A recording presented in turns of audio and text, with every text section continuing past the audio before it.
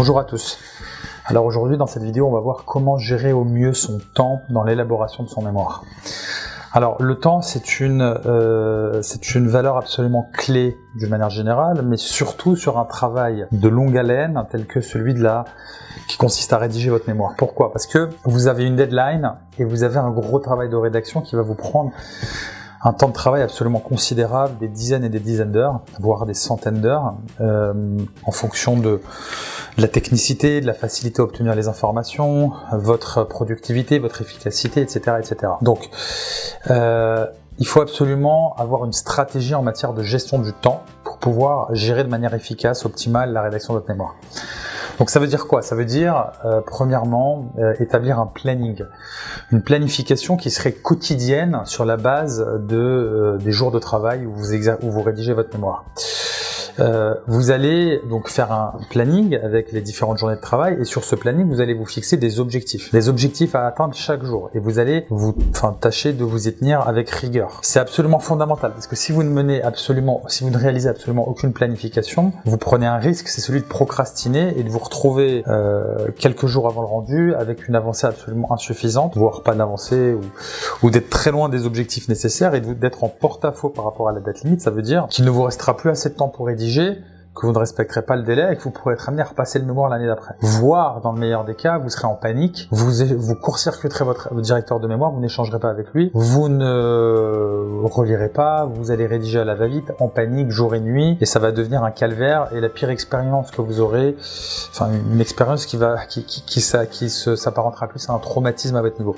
Donc pour éviter ce schéma catastrophe, qu'on voit souvent, chaque année, il y a une tendance chez certaines personnes à procrastiner.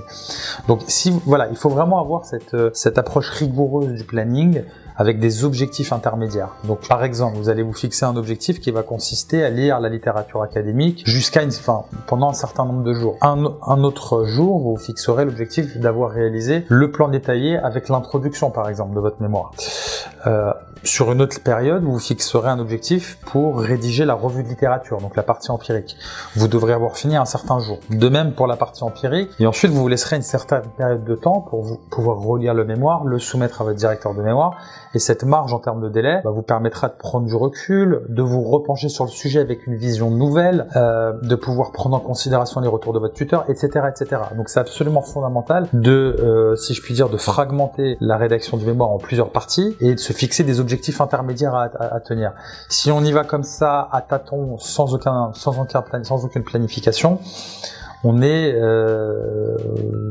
sauf si effectivement intuitivement vous gérez très bien votre planning et que vous avez une capacité rédactionnelle et intellectuelle à vous organiser pour finir bien en avance, mais la plupart du temps ça risquera d'être problématique et d'être générateur de stress à un moment donné, puisque vous serez au dernier moment arrivé à une étape où il vous restera peu de temps pour rédiger et vous allez sacrifier certaines parties absolument fondamentales du travail pour pouvoir livrer dans les temps, déposer à la date limite convenue avec l'école. Autre conseil absolument fondamental, c'est de limiter les diversions. Les diversions, c'est-à-dire téléphone portable, internet, se mettre dans une zone absolument isolée en termes de bruit. Tout ce qui vous déconcentre, tout ce qui attire votre attention, vous ruine tout simplement votre productivité, puisque lorsque vous sortez du sujet et que vous êtes amené après à re-rentrer dans le sujet, à réécrire, à lire de nouveau les références, cette phase, vous êtes amené à vous pencher de nouveau sur le sujet.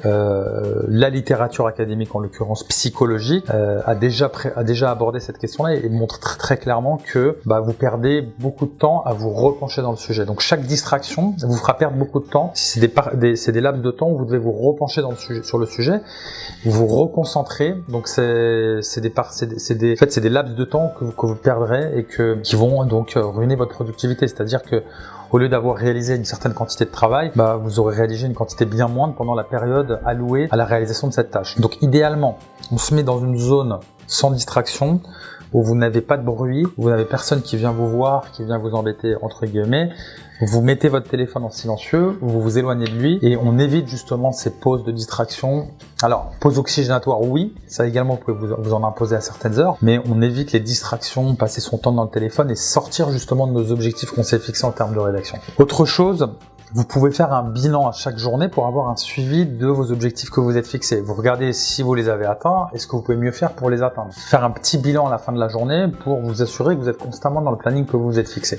Enfin, dernier conseil que je peux vous donner, c'est de hiérarchiser les priorités. Donc sur le mémoire, il va falloir absolument vous concentrer en priorité sur les parties les plus importantes du mémoire, c'est-à-dire la problématique, le plan, qui sont les parties absolument fondamentales. Ce ne sont pas des parties sur lesquelles vous allez devoir vous précipiter. Et même si par exemple vous êtes fixé un objectif de 2 jours pour les réaliser, mais qu'il vous faut encore 1 à 2 jours pour le faire valider par le directeur de mémoire, on va se laisser ce temps-là parce que l'importance de cette partie-là le justifie. De même pour la totalité du mémoire, si vous arrivez sur la finalisation du mémoire, il faut absolument vous laisser un laps de temps pour le faire valider par votre directeur de mémoire. On ne peut pas faire l'impasse sur cette partie de prévalidation puisque stratégiquement elle est absolument fondamentale. Le fait d'avoir la prévalidation par votre directeur de mémoire va vous sécuriser sur la validation du mémoire. Et si vous avez quelques jours et disons que votre directeur de mémoire a des observations qui conditionnent la validation du mémoire, vous aurez encore suffisamment de marge pour pouvoir procéder à ces ajustements. Or, si vous avez considéré cette prévalidation comme secondaire et que, mettons, vous n'avez pas cette marge-là, vous déposez la veille et que votre directeur de mémoire vous dit non, ça passe pas, il y a des conditions absolument, il y a des modifications fondamentales qu'il faut réaliser pour valider. Là, vous serez gravement en difficulté puisque tout simplement, vous ne disposerez pas du temps nécessaire pour faire ces ajustements. Donc, vous voyez qu'il y a des parties sur lesquelles il va falloir ne pas faire l'impasse et il va falloir ne pas sacrifier, ne pas éliminer. Validation du plan de la problématique, s'il faut plus de temps, on se laisse le temps. Parce que si on va trop vite, après, il faut tout réécrire. De même pour la totalité du mémoire, il faut avoir la prévalidation avant de déposer. Et ça, il faut se laisser quelques jours pour que le tuteur puisse relire. Donc ça, c'est vraiment les priorités et il faut que vous les hiérarchisiez et que vous vous laissez le temps nécessaire. C'est vraiment des parties qui sont prioritaires et il faut les garder à l'idée, tout simplement. Voilà, j'espère que cette vidéo va vous aider à y voir un petit peu plus clair sur la manière d'organiser votre temps de manière intelligente, efficiente pour rédiger votre mémoire et je vous souhaite bon courage pour la rédaction de votre mémoire.